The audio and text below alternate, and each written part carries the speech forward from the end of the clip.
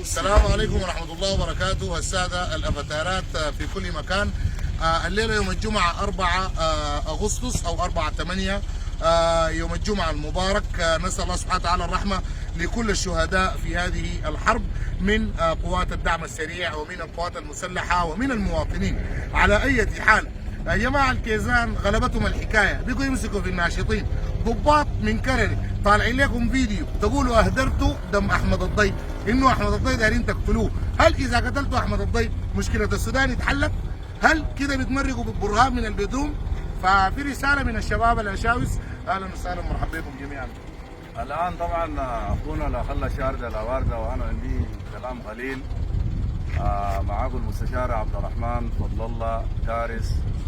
باسم الصبر مضى اهل السودان في مواجهات المحن، ينتظرون النصر القادم باذن الله. ان شاء الله تحقق وعد الله حين وقفت دبابات العدو آلاف كسيحه. الله اكبر. وقفت امام سلاح التكبير واليقين وهفت قلوب الصادقين. ادركت اهل السودان ان النصر بعد البلاء والاختبار. الله اكبر وعزة الدعم السريع. تحيه للسيد الغايد محمد حمدان، قدم 6 خطوة على الإمام ويرفع للسودان علم رايته. الله أكبر. الله أكبر. ورسالتك شنو اللي بيقولوا نحن حنصفي الزول ده وحنطبحه وحنقتله بالعمل الخاص؟ الآن والله ما بيسوى عندنا ولا جناح بتاع باعوضة.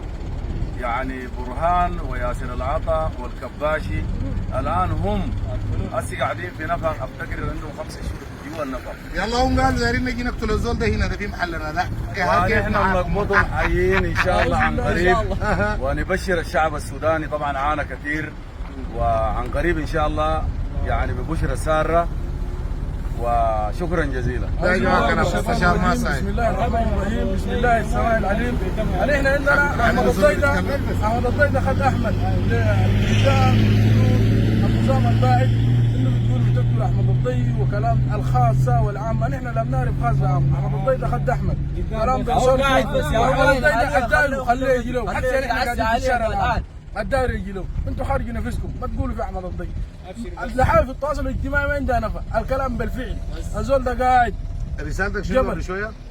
ابشر الهبل محمد الضيف مويه من حبش بقبل ان شاء الله. الله ابشر. شكرا جزيلا لكم يا اخواننا. وياسر العطا عصرتك في البدروم، ما تخليك انك تطرح نفسك رئيس للسودان. انت ما مقبول ومجرم ومطلوب.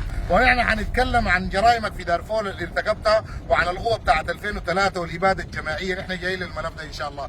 تحياتي لكم وشكرا لجميع الشباب. شكرا لكل الشباب.